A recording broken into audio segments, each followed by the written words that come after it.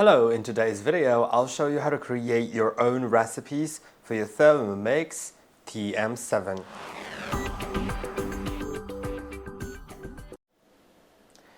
You can create your own recipes if you have the Kukito subscription by using a website or the app. You can also use this feature to import recipes from recipe communities because there are different websites created by ThermoMix users that users sign up into and create their own recipes, and you can import them into the ThermoMix directly to display it on your screen. Now I'll show you how to create a recipe on the website. You can do it exactly in the same way in the app because navigation between the website and the app is totally the same. So let's move on to the computer. Now I'm signed into my ThermoMix Kukito account, and then I can go to My Recipes. Then I can go to Created Recipes, and let's create one by clicking on plus. Then I could import it or create it. There's a different video about importing, so feel free to check it out. Now you should give your recipe a title. Well, I do already have a tomato sauce, but let's do it again.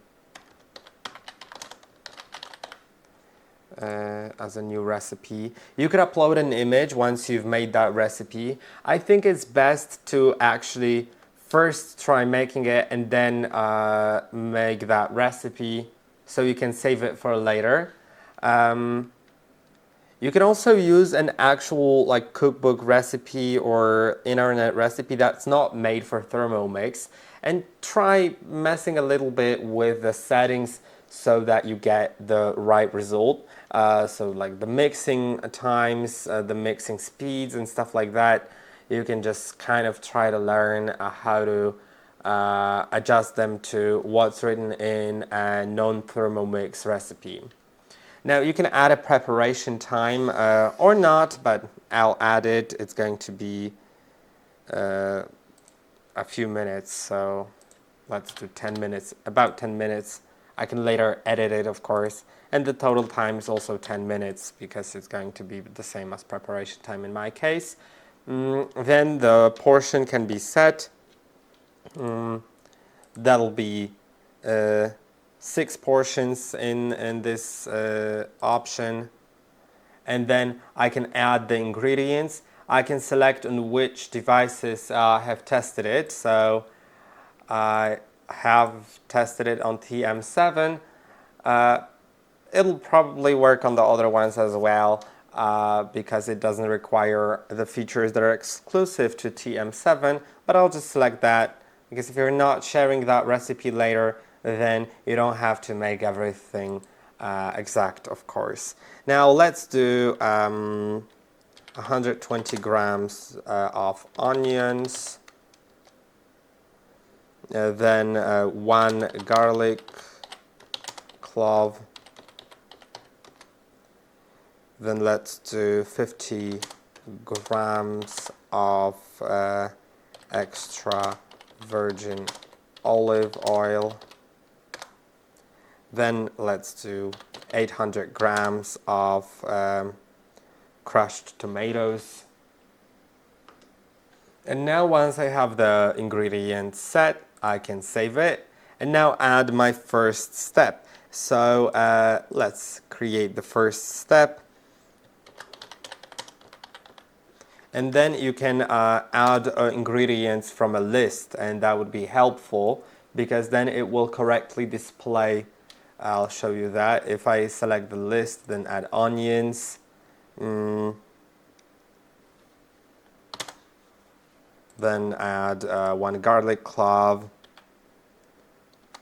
Then extra virgin olive oil in the mixing bowl. And then I could either do it as a second step or put it in the same one. I'll do it as all separate steps, so everything will be totally separate. so that is more readable. But you could put, like, for example, placing something in the mixing bowl and chopping it, or mixing it, or kneading the dough, whatever. You can put it like in one step, and then another placement of ingredients in another step. But I'll do everything separately. And then when I want to add a cooking setting, I can either use manual mode or modes like dough, browning, turbo, steaming, and so on. I'll do the manual one, and I'll do 5 seconds. That's 5 seconds. Temperature off, and then speed can be set to 5, let's say. Now, then I could either, because then I want to saute, so I could either saute in the same step or do the next step, which I'll do because I want to put everything in separate steps. And let's do 7 minutes at a temperature of 120. If I wanted a higher temperature, I could go to modes and select browning, of course. And then let's do speed 1. You can see the other speed, some of the speeds are locked since it's a high temperature. So that's going to be speed 1 in this case. Then let's add another step, which is adding, and let's do tomatoes,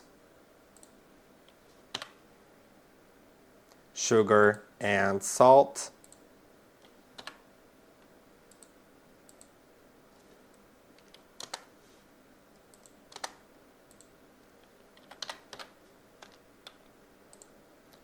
And I think, yeah, and basil, of course. And then I could do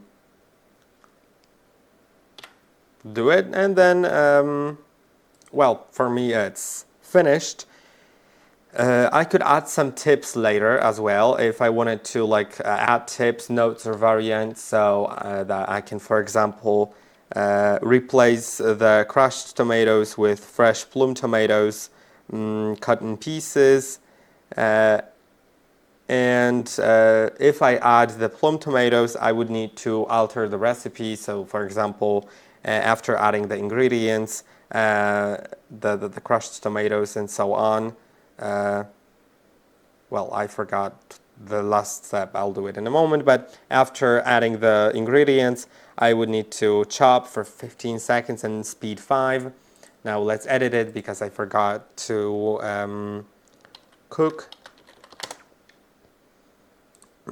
At 20 minutes, temperature 100 degrees, and the speed, let's set it to 2.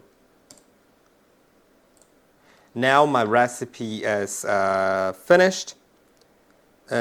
Also, yeah, I could, like, add anything in the tips. I could also, in the options, I could upload a new image if I already have uploaded one and I want to change it.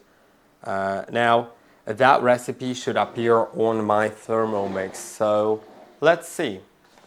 If I go to the My Recipes tab, which is right here, I should be able to find created recipes.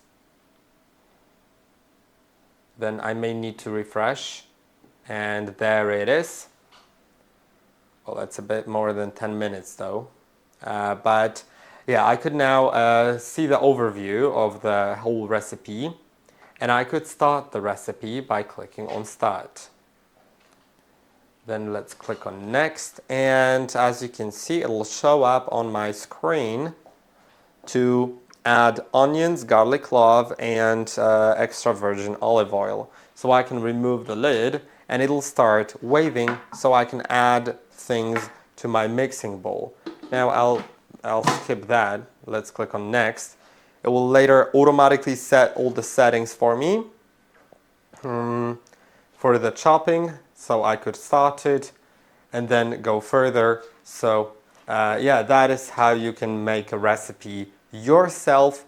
and upload it to your ThermoMix. I hope that this video was helpful. Don't forget to like and subscribe, and I'll see you in the next one.